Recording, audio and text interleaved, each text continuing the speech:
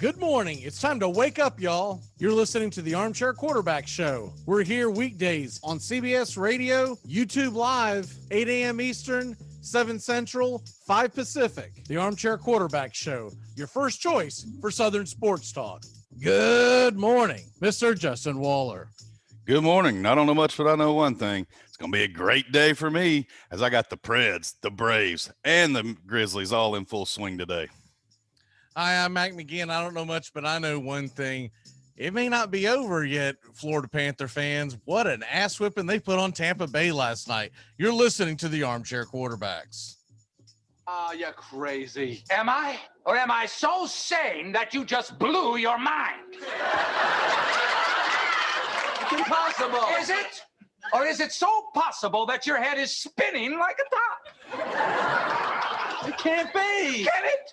Or is your entire world just crashing down all around you?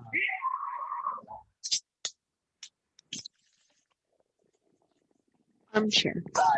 Community Access Channel. He's the armchair quarterback. He's full of beer and he's full of snacks. The all-American man. Yeah, howdy, hi, top of the morning to you. Welcome to the Armchair Quarterback Radio Show. Mac McGee and Justin Waller sitting alongside with you, riding shotgun this morning. Justin, how the hell are you, sir? Seriously, I'd be 260-pound twins if I could be any better. Oh, man, we got a big day of sports in front of us. Real quick, we'll go ahead and recap what happened last night in the National Hockey League. It was a full slate.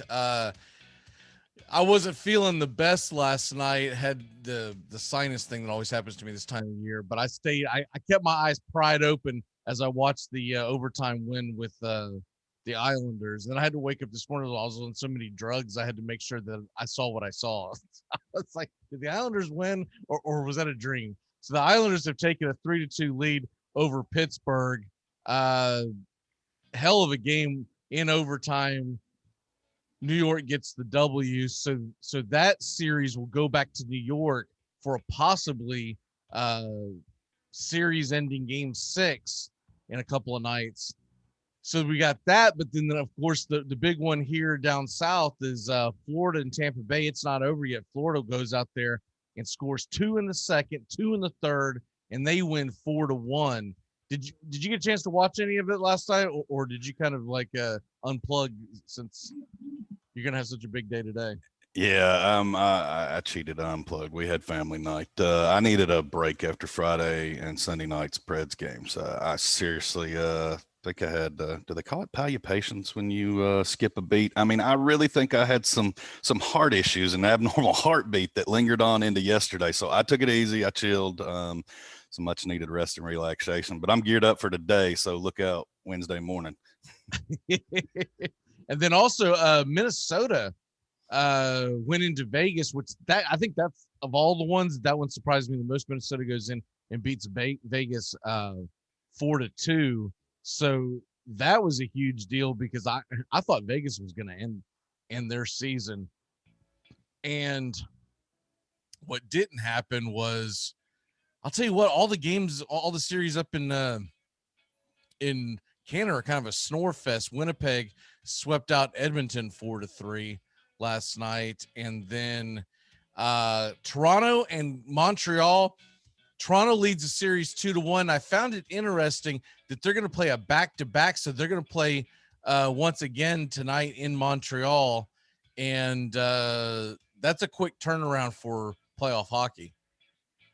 Yeah, that's unusual. You don't see that a lot, but they're so far behind. I guess they're just trying to get them back in the swing so these matchups can line up in the third round.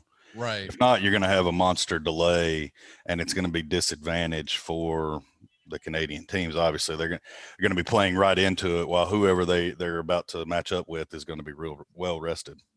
I know we're going to get it regardless because it's the way the playoffs are set up, but I really want the Canadian teams knocked out. It's got nothing to do with people from Canada or anything like that. Well, let's just face it. This is the best format for them. I haven't seen a Canadian team in the third round of the playoffs in years, so this will be the first for a while. Well, just watching it, I don't know if you've watched any of these games that take place in Canada. They don't have any fans. No, it's atrocious. And that's what I was mentioning yesterday. You know, you take one of these big market teams that have opened up. We finally got to see Bridgestone, who's known, you know, the Tire Barn's known for its crowds and its rowdiness. And you got to see that Friday and Sunday night. So you've seen Carolina in this series. And I mean, you see it in other series, but I've predominantly been tuned into this one. It's a completely different atmosphere. And some of these young players and young goalies on these Canadian teams that haven't been in this situation, you know, it's been 18 months since they've been in front of a large crowd. And when they walk into a rowdy, ruckus crowd, how are you going to respond to that when there's no momentum being cheered on your side? And then when you go home, if these series go back up to Canada, are they going to let anybody in and level the playing field, or are you just going to have a complete silence? I don't know what where you know, there's going to be a true home team advantage for the U.S. teams. Sean has said on the show that he believes that they're going to work out something with another with another state. In other words, have the it could be something like, let's say the Wild get knocked out, and the Canadian team is hosting in Minnesota. But I was watching some national pundits, and they're not so sure about that, and they're concerned about whether or not the Canadian government's going to continue to double down and not let people in and out. And if that's the case, then they're going to be forced to do something. But the sheer unknown factor of it's got to, in other words, you're getting ready for a playoff series of hockey. The last thing you need to be worried about as a player and a coach is the little things like, where the hell are we going to play this game, right?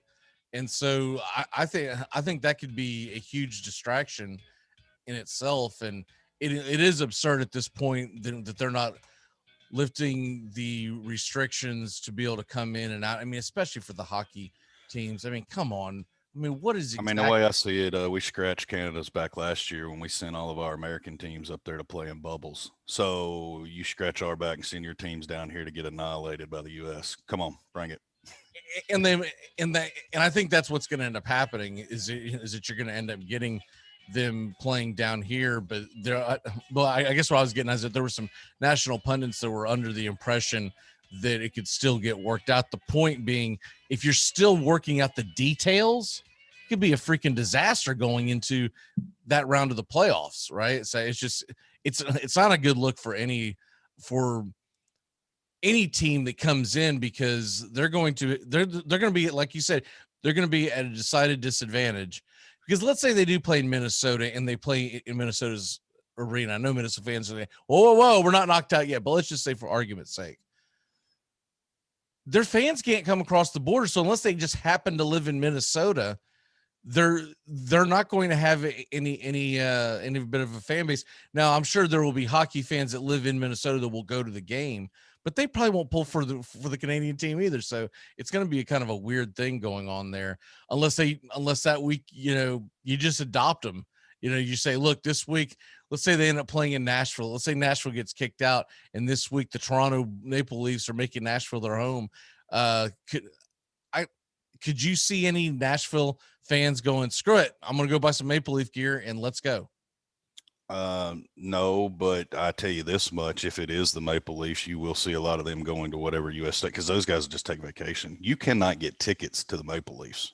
You have to be willed season ticket holder rights to walk into a Maple Leafs game. One doesn't just simply say, hey, we're going to go check out a Leafs game like you can here in the States. It's a whole different following. So if it's the Canadians or the Leafs, yeah, the Jets fans, I don't think will follow as well. They're not a historic program. I mean, right. Former Atlanta Thrashers, they were there before, but they're a unique market, and they actually have a cool little town, a nice arena. When they do their whiteout, it looks good. They put on a great crowd. We saw the 2018 series with Nashville and Winnipeg. I mean, they battled back and forth, the crowds and fans. So, I mean, it's great environments. I just hate we're not going to get to see it. But if you have an original six, if it's Toronto, then possibly I think you'll get some bodies. But it's still not going to be an advantage for them. It's unfortunate. Tonight we've got outside the Canadian series, the big game is Nashville versus Carolina. It's in Carolina. It's 8:00 Eastern. I'd like to know why the hell that's on CNBC and the other one's on MSNBC, but whatever. Or the Toronto Montreal game, I think, is on the Sports Network, and Nashville versus Carolina is on CNBC. You know, it made me nervous when this first started because I didn't even know I got CNBC. I was like, oh no, is that going to be like one of those things where I have to like go to Sling It, go get? Oh, they got me Friday night. I did not have the Turner networks, and I believe it was on TNT. It was TNT or USA, one of the two. It was USA. on Friday night, and yeah, had to think outside the box, but he couldn't hold me down. I got to watch my game. Yeah, I know I get USA. I wasn't aware I got CNBC because usually all those kind of loony networks I just delete out of my thing, so I don't have to. And so I had to go searching where are the I Predators. mean, that's not in your favorite list, Mac. Yeah, exactly. It's let's go ahead and curl up. Thought on that was the third channel down, buddy. Yeah, let's curl up on the couch with some cocoa and listen to Rachel Maddow or whatever channel she's on.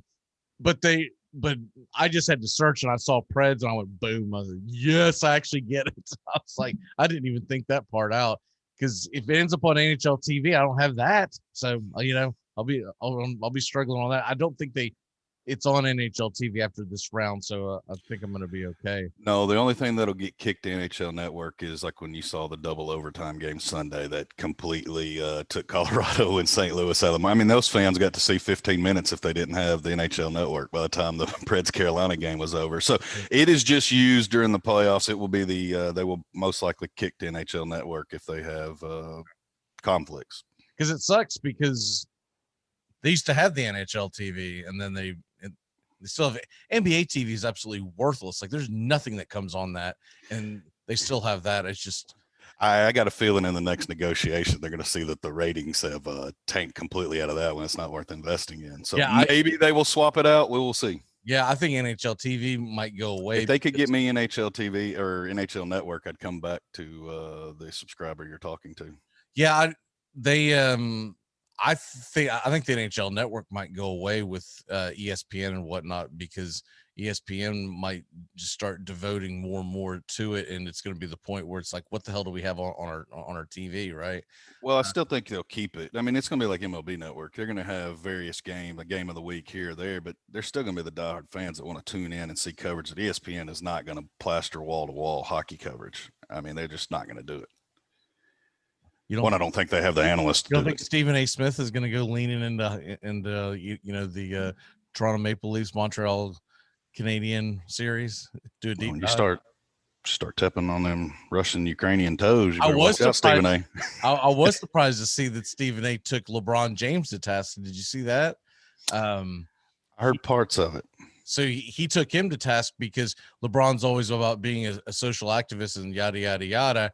And yet Bronny is afraid to take the jab, and his thing was, if you don't want to take it, it's one thing, he said, but it's another thing to act like you're a leader in our community and then not lead. In other words, keep your mouth shut about things, right? And he's basically saying you can't have it both ways. You can't get out there and social justice warrior on one thing and then on something like this, which Stephen A. is finding very important.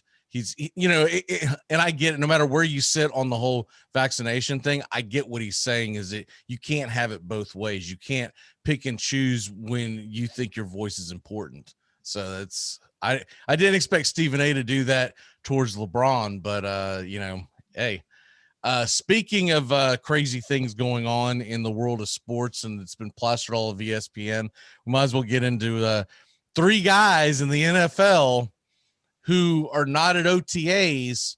And I don't care who you want to start off with, Justin. We've got Julio Jones, who says, I'm out of here. He didn't realize that he was actually on air when he said it, or I'm out of there, talking about Atlanta. Aaron Rodgers is once again a no-show, which I don't think is any big surprise. And Deshaun Watson is absent from OTAs. And what nerve does this guy have not showing up for OTAs when he's holding on by a thread on whether or not he'll even play this year? Which one do you want to run with? I don't care because they're all fun. Let's start with Julio. Let's start with hot mics. Schoolyard. Yeah. Hot mic, buddy. Hot mic. Whoa. What was? But his buddy Shannon did him dirty. I'm gonna say that was Shannon, correct? Yeah. I I don't know. I didn't get the impression that, and we didn't hear the start of that conversation, and I've seen the clips, but I was under the impression that he didn't know he was on air the first time. And when he reset it and addressed that he was on there, I'm like, okay, well, maybe he did know he was on air. So I don't know. I'm confused. I bet his agent probably fired himself. He's like, dude, I can't help you after this. I mean, you cannot say stupid things I like don't that. think I'm he not was going to the on. Cowboys. Well, okay, well, let's take the biggest payroll out of no baseball player says, I'm not playing for the Yankees. Every agent's dream is have the Yankees bidding on one of their clients. Like, don't take yourself out of the big money market. Right. I know you don't want to play there, but let's don't tell anyone that. I don't think he's even a landing spot there either, because if you think about, I mean, okay, the only way Whether he was or not, you spot, can't say it. You took the money off the table. if he's a landing spot there, then that means that they're trading one of their dynamic wide receivers to Atlanta, which, okay, look, I could see that. I could see like a heads up trade for Amari Cooper or, maybe even CD Lamb and a draft pick or something like that. I don't know, but I think it's more likely that he lands in either A, New England, B, possibly Tennessee because of the ties that coaching staff has with Tennessee. And then the third wild card will be, where's Aaron Rodgers going to be at? That, because I could see him following Aaron Rodgers into Denver or wherever they end up at. And they're not going to have any draft capital for like 2 decades. Rodgers, because Aaron Rodgers is more than likely blowing smoke again. So Matt LaFleur, he's got a little rapport with Arthur Smith too. Right. True. Them folks know each other. They know Dean Pease as well down there. So they've got good ties to this coaching staff. Would that not be I don't mean to cut you off, but would that not be you say you don't want to be here, but we're going to get Julio and Devontae? Yeah. Now what? I'm disgruntled if I'm Aaron Rodgers. Hey, man, there's Julio Jones out there. He just said on TV he doesn't want to be here. Now what in the hell is he hold up? Go get him. Don't draft a backup quarterback that you need to come in here for an Aaron offensive Rodgers' weapon. email this morning. Dear LaFleur, I've noticed that the Atlanta Falcons have an aging quarterback and may want some depth. So Jordan Love for Julio Jones. Does that not make sense? You fix the whole damn problem. Because I'm sorry, I don't even know what Jordan Love's going to be. If he's going to be good, great, nothing, who knows? But I would take the risk of Aaron Rodgers for the next 3 to 4 years with Julio Jones and Devontae Adams than what might be with Jordan Love. Oh, well, hell, if we're throwing out hypotheticals, that'll never happen. Let's just send Aaron Rodgers to the Atlanta Falcons and let's have Tom Brady and Aaron Rodgers bust heads twice a year. I mean, boom. There you go. Ryan, go play in the frozen tundra. That Julio, you still gone? See ya. Deuces. And the whole time, Matt Ryan's like, oh, man, it was warm where I was. In fact, we didn't even play outdoors. And now wait a minute, what, snow? He's going to walk up there and be like, hey, Jordan, look, man, it's your time. I know they call me Matty Ice, but I didn't want to live it out. I'm on Matty Ice over here on the sideline and collect this paycheck. You just go ahead and take my job. I'm going to be Matty Butt on the heater. Those big Gafus heaters that blow on you. The Deshaun Watson thing, Justin, that one just blows my mind that he wouldn't show up for OTAs, considering the fact that he's got now maybe he's just hiding from the press and maybe that's why he's not showing up. But but the thing is, he has put out a statement saying that he still wants to be traded. So takes a lot of nerve for someone who has 22 allegations and counting of sexual assaults on him that are pending, and he still is like, man, I don't want to play there.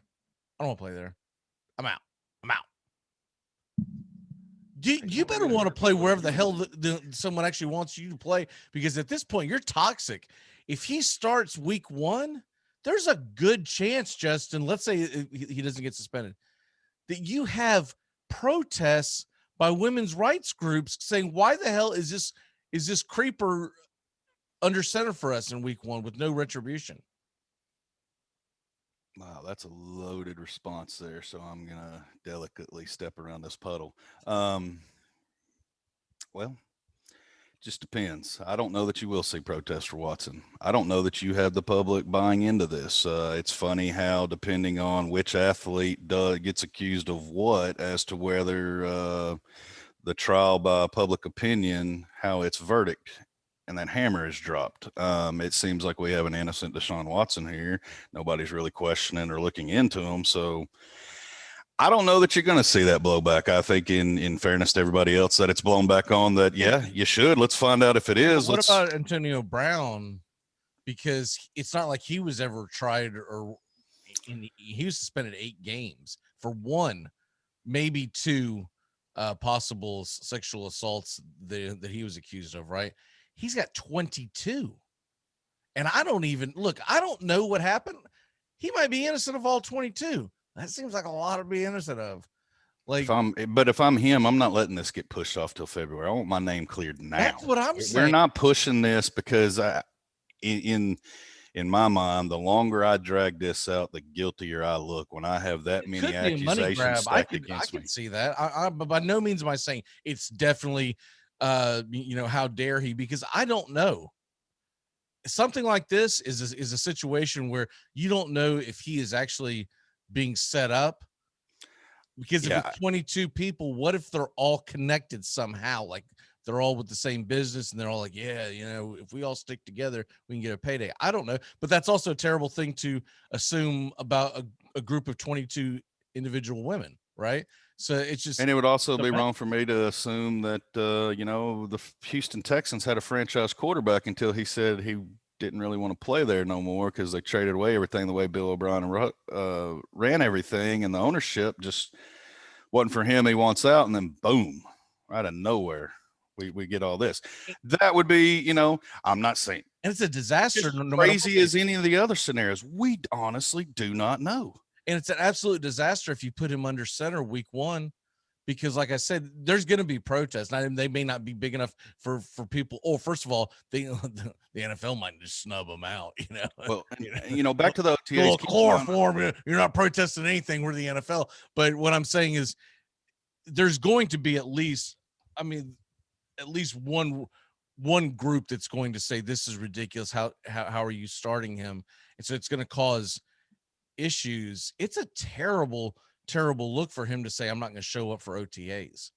My one question is, and I'm not familiar, I know that a lot of teams have gone to the optional with, I guess, the COVID still going on, not going on, whether you have or haven't gotten vaccinated, your decision on that. But I know the Titans were allowing it to be optional, in and out. So I don't know exactly who all is mandatory to be in there, or if they're doing that this season, would be my only hesitation on that. If they gave him an option to opt out, then I ain't really worried about it. They are all optional, the OTAs, but it's more the fact of being a leader. Speaking of being a leader, did you see what Zach Wilson did? Was it last night or the night? No, I guess it was 2-3 nights ago. He wasn't making out with some random person in a bar with mono, was he? No, I feel like that was the last headline I got out of Jets QB. No, but first of all, his mom evidently is big in the social media. She's like got a big Instagram account or something, and she's already got into with some of the New York media. In fact, one of the guys I listened to early in the morning, he's been blocked by her Instagram. He's like, Zach's mom is going to be more popular than Zach. But what Zach did, and I thought this was a sign of leadership, is he showed up at the Islanders game because his offensive line for the Jets was at the Islanders game, and he showed up and bought him beers and stuff like that, and participated with them because they looked like the group that the Titans had when the Titans made that Stanley Cup run. It looked like that kind of a group of guys, so they're pounding beers and whatnot, and he showed up and they're like, yes, and so to me, I'm already a fan of Zach Wilson because of that, because that to me shows that he gets it, right? You know what I mean? It's just speaking of that, Friday night they have the offensive line of the Titans there again. Taylor Lewan's being the family man. I think he's got his daughter. He's holding a small child. Everybody's looking for the chug. As soon as it happens, you see Bud Light's just getting slung his way, and he obliged. I'm like, Good God. At least you didn't do it with the baby. Good job, buddy. Almost would have been better, though. That's funny. At least Quentin Nelson didn't pull out a huge catfish that they chugged a beer through, or off of. That was a little weird when he came out looking like Quentin Rampage Jackson instead of Quentin Nelson and pulls out a 40-pound catfish and funnels a beer off of it right off his tail like it's a funnel. And I'm like, yeah, I don't know if you thought that one through, bud. I mean, what was funny about the whole thing is it just looking like Zach Wilson looked like their kid, because all the offensive linemen for the Jets, they I mean, most of them like big grizzly beards, and they actually look like they were in their 40s. And here comes Zach Wilson. I was waiting for him to sit on one of their laps. What's your walk off for the day, sir? Get your chores done early, folks. So we got a big day of sports. Wish me well, and hopefully my ticker's still going, and I'm not taking a dirt nap tomorrow. We didn't even get a chance to get into it, but it's a team must hate week as the Braves head to the Red Sox. Yeah, and last time we played up there, we did very well, but it seems like the roles have been reversed. So seems like Boston's playing a little bit better than we are right now. But Garrett Richards tonight. It should be a lot of fun. All right, brother. We'll see you tomorrow. Oh no, we'll see you Friday. Sorry. See you, bud. We'll be back in a flash here on the Armchair Quarterbacks. Bobby the Kid's on the way. If dating is the game, then marriage is winning the game. Yeah, if you're playing in the women's league. We are the Armchair Quarterback Show, your first choice for sports talk live from the First Coast. Take the scenic route in the new Hyundai Santa Fe, the family SUV with available H-Track all-wheel drive to help you travel way off the beaten path. Find new adventures together in the Hyundai Santa Fe. You're listening to CBS Sports Radio. We are all sports 24 hours a day, 7 days a week. Expect it here. CBS Sports Radio. Ladies and gentlemen, the Chicago Blackhawks have won the Stanley Cup for the second time in 4 seasons. Here it is. The waiting is over. The New York Rangers are the Stanley Cup champions, and this one will last a lifetime. Here's Lemieux. His center penalty coming up. Look at Lemieux. Oh, my heavens. What a goal. What a move. Lemieux. Oh, baby. Gretzky looking. Gary Curry. McSorley to Gretzky. Scores! He did it. He did it. The greatest goal scorer in National Hockey League history is Wayne Gretzky. Armchair Quarterbacks Radio, covering the NHL like no other.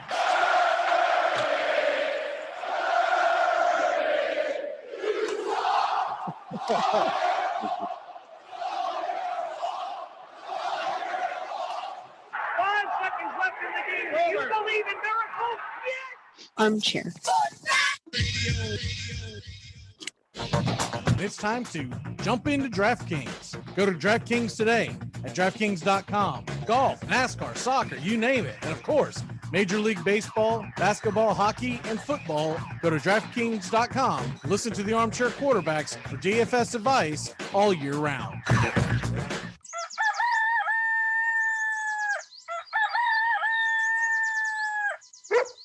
You're riding morning shotgun with the Armchair Quarterbacks. We're here weekdays, your first choice for sports talk here on the First Coast.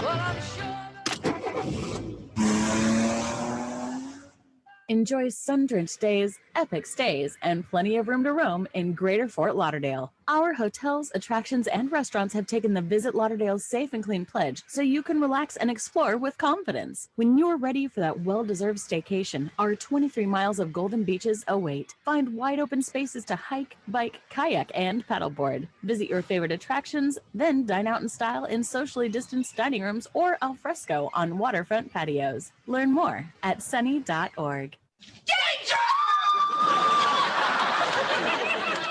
Ah, salmon skin rolls. Stars and stripes are so much more than that old piece of cloth on your grandma's porch.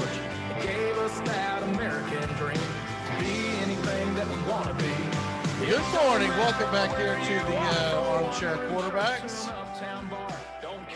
And joining us today, every Tuesday, Bobby the Kid. Bobby, how the hell are you, sir? I'm doing great. How about you? I'm doing better now that the Preds actually have a pulse in this series. Have Have you gotten into it? Yeah, oh yeah. I watched the both overtimes last game on Saturday night or Sunday night, whatever it may have been. And my man, that was if there was a hockey game that I didn't want to miss, it was that one. I'm glad I didn't. That was incredible. Yeah, they play tonight. It was at 8 Eastern. 7 Central. Yeah. So 7 Central. Have you been to many Preg games? Not recently, obviously. Well, I think I went to one shortly before COVID hit, actually. Thankfully, we got in there. We were able to see one. We went to a regular season game. I can't quite remember who we went and saw. It was Predators versus someone. But, yeah, we went and saw a game before COVID hit. And actually, the night we went, later that night, there was a pretty bad tornado down in Nashville, if you remember that. Yes. Yeah. Right before COVID. So, yeah, that's because they were just getting over the original tornado that tore through Nashville, and then that happened. Then, of course, the freaking psychopath that set off the bomb there. It was a rough 12 to 15 months there for Nashville, Tennessee. It would be really cool to see them pull off the upset tonight. I got a feeling this thing's going 7. If it's played out like it has, yeah. I mean, but it's followed the pattern of the home team has been winning. So, I don't know. This has been really fun. Yeah, what I'm hoping they can steal one tonight, and if they can do that, then all the pressure goes on to Carolina because they are the prohibitive favorite. No one really expected Nashville to even be in this series. In fact, they've got it tied up 2-2, and like Justin and I talked about yesterday, there was only one game where the Preds just didn't feel like they were in it, so they could easily be up 3 games to 1 at this point. Oh yeah.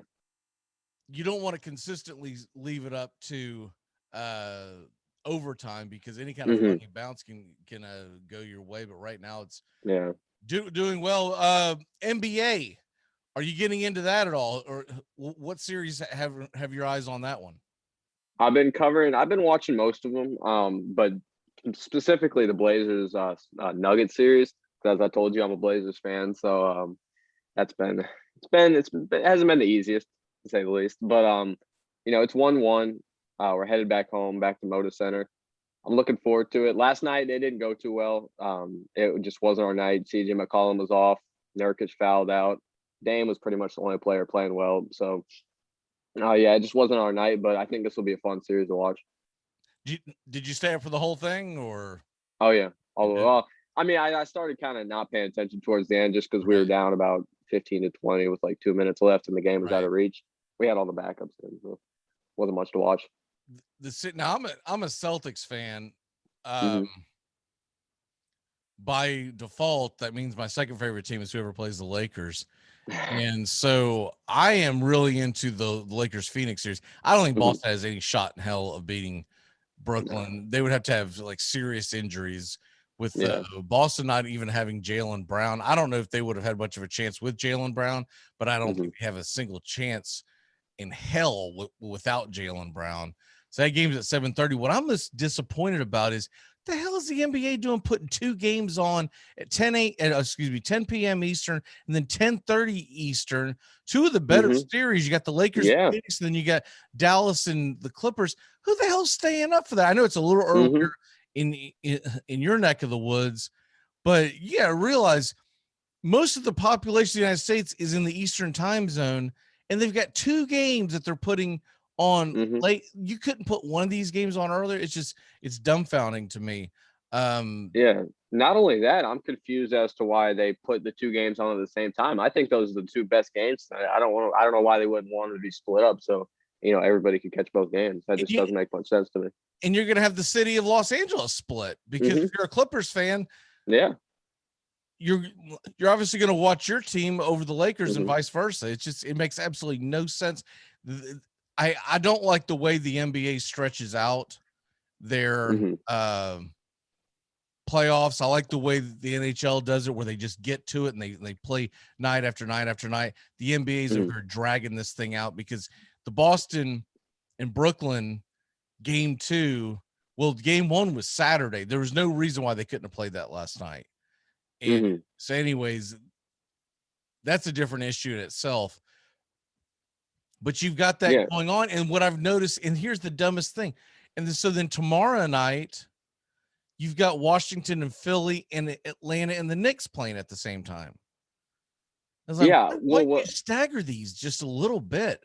I mean, another thing that confuses me is that last night there was only 2 games. Tonight there's 3, and 2 of them are going on at the same time. It just doesn't make much sense. I don't know what the NBA is thinking with that, but I really think that they need to get it going a tad earlier. 7 Eastern. Yeah. If you're going to have 3 games, I would think you would do 7 Eastern, a second one, 8:30 Eastern, and then the last one around 10 Eastern. And so, you don't have it perfect where you're going to, because at the same token, you don't want to start a game at 5 o'clock Eastern because most people are still at work and whatnot. But it makes no sense because they're doing it again on Thursday. And I'm looking at the schedule right now in the Phoenix, Lakers, Denver, Portland. They're playing at 10 and 10:30 Eastern, respectively. You might as well go freaking played at the same time as the Milwaukee series because Milwaukee's going to just absolutely pound the hell out of Miami. That series. Oh, they already did last night. Yeah, I thought that series would be a little bit more competitive, but so far it's looking pretty rough for the Heat. I mean, Milwaukee looks like that they're on a mission. Yeah. That they're a little peeved about people talking about how they blew it last year, which they did. They blew it. I'm not gonna lie. I didn't watch the NBA playoffs much last year because of all the social justice warrior stuff going on that turned off everybody. But I kept up with the scores, and they just did not play well. But anyways, I want to watch that Lakers Phoenix game, but by God, started a little earlier. It's ridiculous. Yeah, I'm on board with that. I'll tell you what, the Clippers better watch out because Dallas is out for blood. And oh yeah, there's something wrong in that locker room with the Clippers, and I think it begins with Paul George. They don't have that killer instinct. They just don't look like they have team chemistry. It just doesn't look there. They don't look like they have that fight. It just doesn't. They don't look like they're built for the playoffs. Really, they seem like a regular season team, and that's not what we're used to seeing Kawhi look like. But it kind of seems to be the case.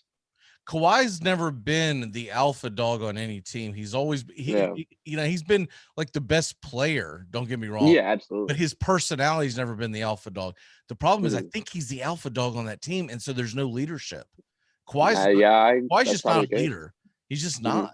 As much as I hate LeBron James for everything that he does on and off the court, the guy's a leader, and Kawhi's just not a leader. He's just kind of a quiet mouse, and he expects you to do your job like he does his.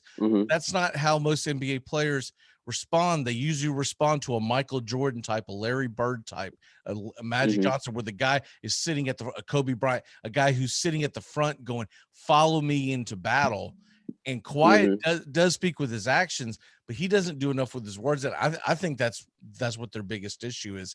And I think they have to bust that up. I think they've got to get rid of Kawhi. I mean, Paul George. And they've got to do something, because if they do have another early exit, you can't keep doing the same thing over and over. You could chalk up the first one last year to, okay, COVID, it was in a bubble, it wasn't a real playoff. We all know it was just a glorified tournament in Orlando where everyone just went to Disney World and whatnot. But this year, there's no excuses. And if they get their ass kicked by Dallas, nothing against Dallas, but Dallas is not what the Clippers are. The Clippers are supposed to be a legitimate threat to win it all. Well, the Mavericks, they swept the Clippers in the regular season. And not only that, they beat them by, I believe, like 50 points one of the games. So the Mavericks they've stacked up well against the Clippers. There's no debate about that. And I think they gave it to them last year too.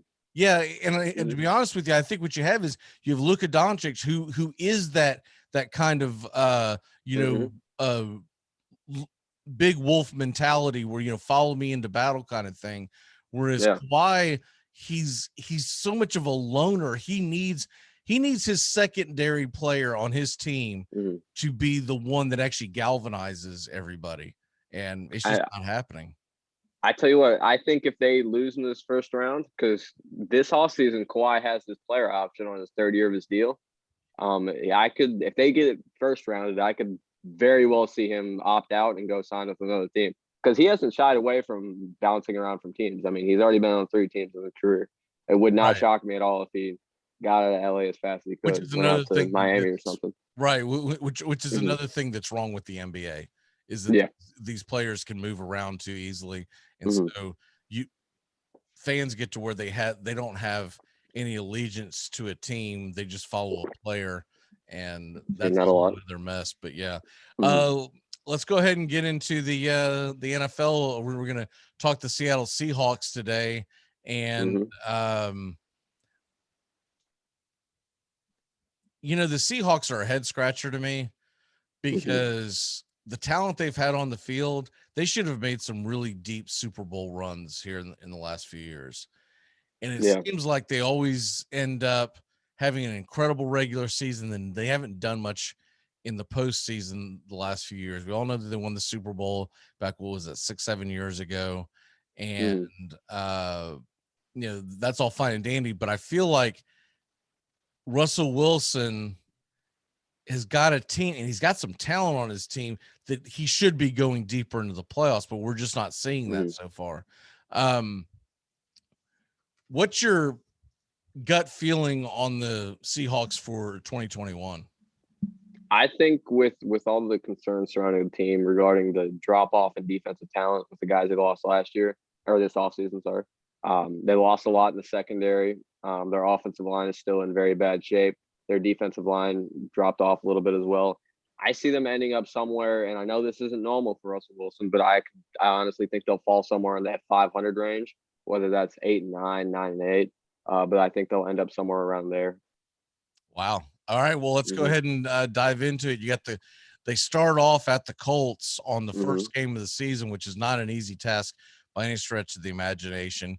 I always think that this is a big deal when the game kicks off at 10 a.m. local time. So it's going to be 1 o'clock in the East, but where Seattle is, it's 10 a.m. local time. In the West Coast to East Coast thing is normally a bad sign. What say you on the first game of the season? I think the Seahawks will take this one because, as you know good and well, the Seahawks they start off the season hot. They do it every year. Russell Wilson jumps out to an early MVP front runner lead. It happens all the time. It's like clockwork. So I think they'll start the season hot. I think they'll beat the Colts. I think the Colts have got a little bit of gelling to do with their new quarterback and a lot more changes. So I think that'll take some time. So I think they'll take week 1 against the Colts. And I don't think they will. You don't think so? No, it'll be in Indianapolis. I think it's gonna be a tough game. I get what you're saying. Well, you know what? A lot of it comes down to what the hell are we going to get from Carson Wentz? And we'll get into that down the road. But I just think I think it's going to be a tough task to go into Indianapolis and win that first game. But okay, fair enough. We'll freaking Carr just chimed in and said, "Am I hashtagging?" As he's as he's chiming in on YouTube Live. The next game, it's kind of odd to start your season off with two teams from the same division, and it's not the division you play in. Yeah. But the next game is at home against the Tennessee Titans, and they're usually a really hard team to beat at home. What say you? I'm with you on that. I think the Titans will pick up the win in this game. I think Derrick Henry, his rushing attack, I think that'll be too much for the Seahawks front seven. And on top of that, the rumors of Julio Jones, if he goes to the Titans, big time if, but if he does, I think that kind of locks it in because Julio Jones and AJ Brown. Yeah, that Julio Jones and AJ Brown against Seattle secondary would be a beatdown. And I think the Titans would handle it. I'm saying what if Julio ends up in Seattle? Oh, if he ends up in Seattle, you can have Lockett. He's pretty much, Calvin Ridley 2.0 over there. Everyone drafts him high, and he doesn't do crap in fantasy every year. Tyler Lockett and Calvin Ridley are the two guys I always avoid in fantasy. Yeah. But if I'm Seattle, I'd put a package together to get Julio and the closest thing we've got to Megatron nowadays, DK Metcalf. Put them on the same team. But anyways, that'd be fun to watch. As of right now, that's not the case. So we have to go by what the rosters look like now. So Yeah. you got them 0-2, huh? No, I got them 1-1. I said they'll beat the Colts. I think they'll win against. Oh, you said they will beat the Colts. I'm sorry. Yes. I thought you said that they were going to lose the Colts. Okay. No. All right. So then they go to Minnesota, and then at San Francisco. What do you see happening there? I think they'll beat the Vikings. I don't trust Kirk Cousins at all. And then I think they'll go play San Francisco. I think they'll probably split the series against San Francisco, whether that's a win in week 4 or later in the year in week 13.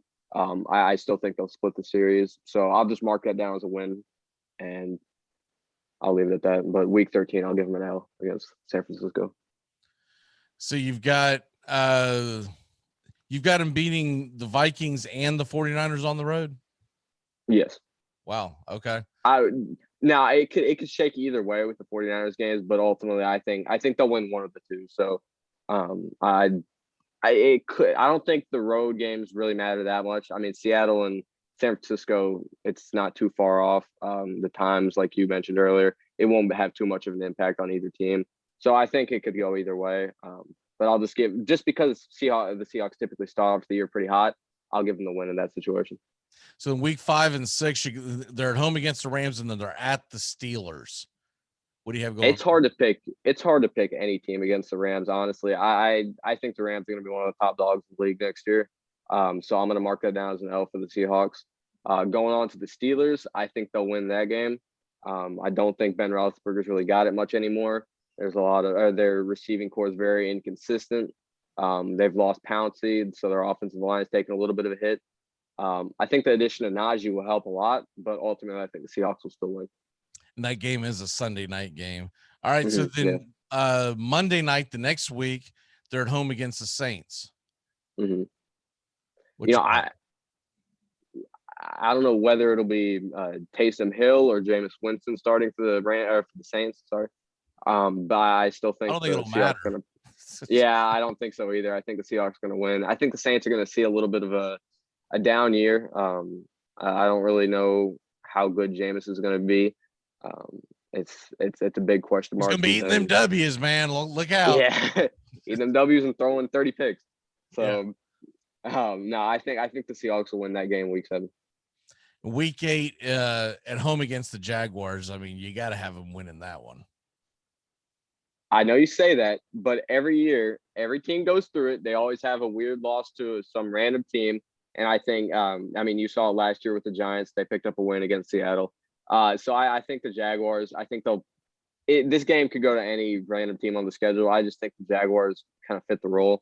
I think if Trevor Lawrence is playing well, I think he could put up good numbers against the Seahawks defense. So I'll give the edge to the Jaguars on that. Not that they're the better team necessarily. I just think it's going into a bye. Every year a team has a weird loss to a bad team, and I think that'll be the one. All right, so they'll have the bye, and then they'll go to Green Bay, which, if I was to guess right now, it'll be a Green Bay Packer team without Aaron Rodgers. I'm on board with that, and that's why I'm going to give the win to the Seahawks in that situation. I don't think Aaron Rodgers wants to be back. He didn't show up for mandatory OTAs.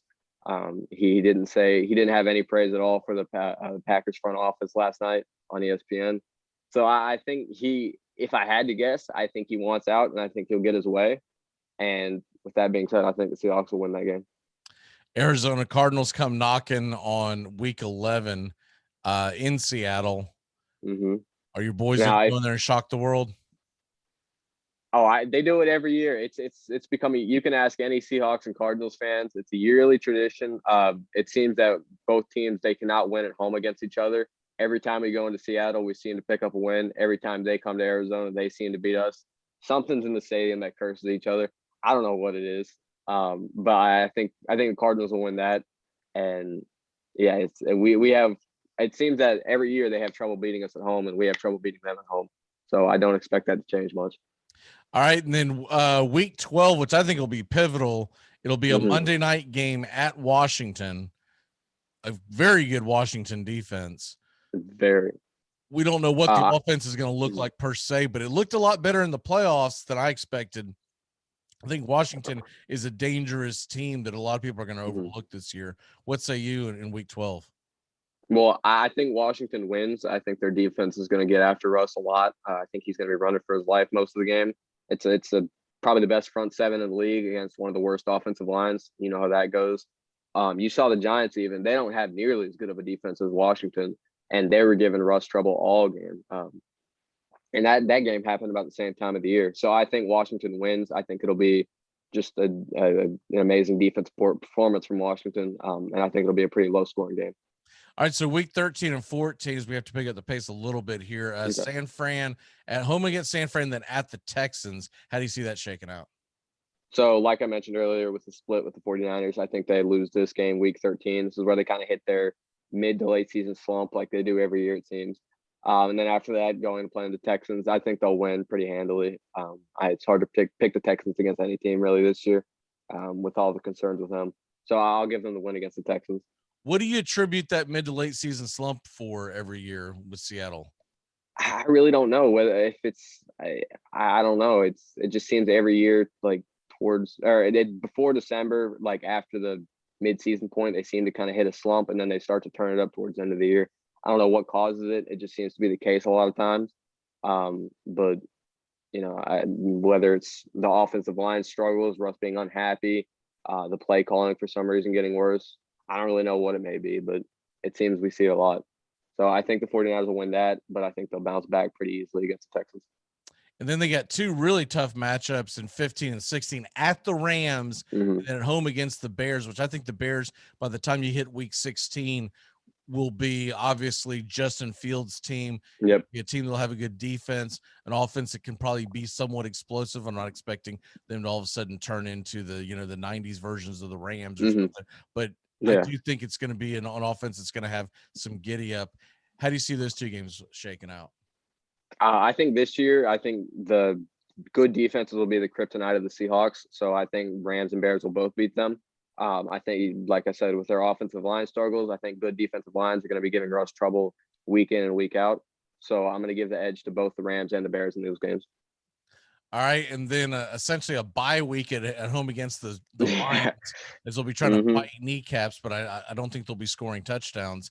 Definitely not. And then they finish the season off in Arizona, which could be very, very high stakes at that point.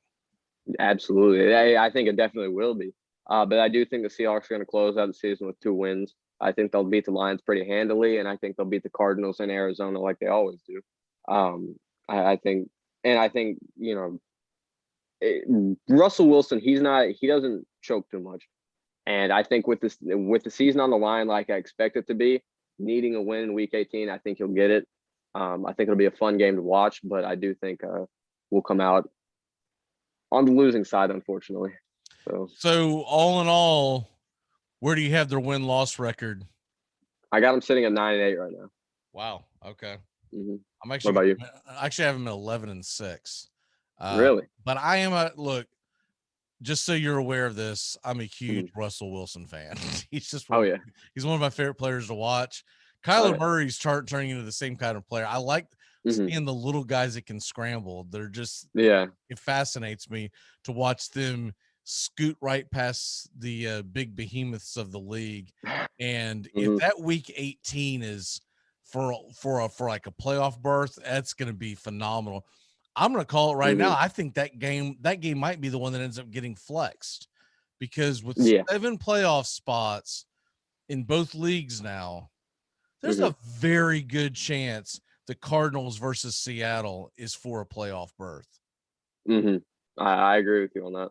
And if you can showcase Russell Wilson versus Kyler Murray, final game of the season, the winner gets in, the loser doesn't, because I figured the Rams are probably going to win the division. Yeah. And then when you look at the rest of the NFC, I think there's a good chance that Arizona and Seattle are both sitting there somewhere around the 10-6, 9-7 range going into that final week of the season. And I think it's going to be phenomenal theater. I don't see them losing to the Jaguars. I think they're going to pound the hell out of them. Just like I think they're going to blow out the Lions. So they've got 2 games on their schedule already that I believe are going to be, like I say, gimmies, but they're going to be that and the Texans. Don't forget them. And I'll be honest with you, I don't think the Titans are going to go into Seattle and beat them. It just doesn't feel like a game that I think Tennessee is going to win. I think if they're going to get behind, and if they're going to get if they have Julio Jones, forget everything. I'll pack it up. Yeah. But that's going to be a tough game for Tennessee to go in to Seattle, to a place that should hopefully by then they'll have damn fans in the stands. Hopefully they're not draconian lockdowns and whatnot. It's time to go ahead and do the turn back times and get the hell out of here on another great edition on the Armchair Quarterback. So here we go. Turn back time.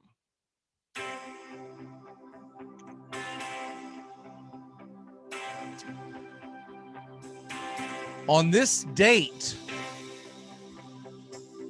102 years ago, Casey Stengel. Have you ever heard of him? Can't say I have. All right. He's a famous baseball manager, but at this point he was a player, and he had been traded by the Dodgers in the offseason to the Pittsburgh Pirates. So when he came back out to Ebbets Field to go up against the Dodgers, the Pittsburgh right fielder took off his hat. A sparrow came out, and he was asked later, why he did that. He said, because I was giving the crowd the bird. Casey Stengel is one of the greatest that's awesome personalities in the history of any sport. That's what makes baseball so great. If you ever get really into it, it's the stories behind it. He famous so he was the manager for the 1962 Mets. They were an expansion team. They were one of the worst teams in the history of baseball. They basically had guys out there that didn't belong in the major leagues, and there were errors, and they just infamously, like, outfielders colliding into each other.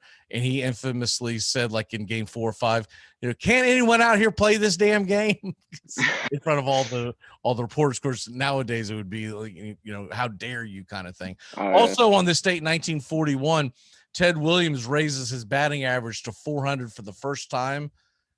That is the last time we've had a 400 hitter, was 1941. So this is the date where he started, and the whisper started beginning, can he hit 400? And so what are we, 60 years later, and someone still hasn't hit 400? And I don't see it happening with everyone swinging and striking out. Yeah. Can't hit water out of a boat. Birthdays. It's your birthday today. Happy 53rd birthday to Kendall Gill, ex-New Jersey Net. Of course, was on the Illinois basketball team that lost in the finals to the North Carolina Tar Heels. Hell of a ball player. One of the guys that made the high top fade very, very famous. Also, I think you would know this gentleman. Happy 43rd birthday to Brian Urlacher of the Chicago Bears from Pasco, Washington. What is your walk-off for the day, sir? 7 Central, 8 Eastern time. Predators, Hurricanes. If this game's anything like the last two have been, it's going to be exciting. It's going to be, you can't miss hockey. You'll want to see it. It's going to be fun. I'm looking forward to it. Hopefully we'll have a big game from Yossi, Arvidsson, good game in net from Saros. That's what we can hope for. I'm a diehard Celtics fan. They play at 7:30. I will be watching the Predators instead. I will be watching Preds, and I will be watching Braves versus Red Sox. I'll be checking the Celtics score, but I have no hope that they're going to do anything with these with the Brooklyn Nets. And it'll be interesting to see what they do in the offseason, because Brad Stevens, as much as everyone likes to say how great of a basketball coach he is, what the hell has he done? He's got a lot of talent on that team. A little bit too much to be, getting bounced in the first round. I know Jaylen Brown got hurt, but even if he was here, I still, he like did you such a said, don't great think job they have at a chance. Butler. He didn't win a championship there either. Like, what the hell has he really done? I'm starting to turn on him. But I really think his hands are tied when it's all said and done. The general manager, Danny Ainge, the guy holds on to draft picks like it's Bitcoin, like he's gonna hold it to go to the moon. It's like, dude, just gets the players in there. When Matt and I have talked about this several occasions, when they first started making those trades, when the elder statesmans, the Kevin Garnett's and Paul Pierce's were leaving, and they were getting all these big draft picks back from Brooklyn. The thought was they were going to use those draft picks to build, and then at some point you could push all the chips in to get the big teams. Here we are, we've gone full circle, and the Brooklyn Nets are the prohibitive favorites to win the NBA title, and the Celtics are still sitting there in the quagmire. And this is ridiculous for a franchise that was once loud and proud, and now they're just kind of like middle of the pack. There's not a much difference between the Boston Celtics and the Denver Nuggets at this point. They're just kind of like, oh yeah, they'll make the playoffs, but you know they're not going anywhere. All right, brother. Nuggets are a 3 seed though. What's that? Second round, probably. Nuggets are a 3 seed. I don't think they'll make. Yeah, but are they going to win round as far as they go? No chance. No. Not without Murray. Exactly, the Celtics. Like you're always talking about how good they are, but never do they're anything. not going to win it. But they're good.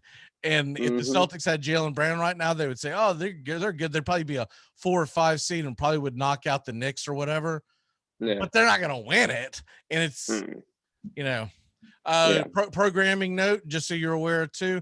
We're going to take an extra long weekend next weekend, so you're off next Tuesday. We won't be here Monday or Tuesday, so we'll see you in 2 weeks for Memorial Day weekend. When we usually like to take an extended time off for everyone to recharge their batteries and get ready for what's essentially once we come back, we'll be in June, and it's essentially football season at that point. Close enough. All right, brother. We'll see. Thank you for having me on. Yes, sir. Thank you. Have a good day.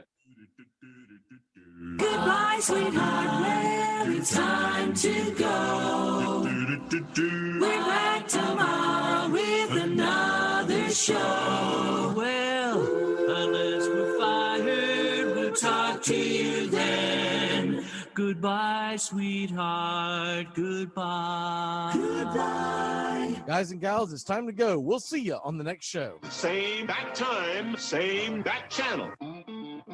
Thanks for listening to the Armchair Quarterbacks on these CBS Sports affiliates and catching the show on YouTube Live. We're here weekdays. Find Armchair Quarterbacks on YouTube Live today. Please subscribe and share and take us everywhere you go. The Armchair Quarterbacks, your first choice for Southern sports talk, live from the First Coast. Gonna get another cigarette.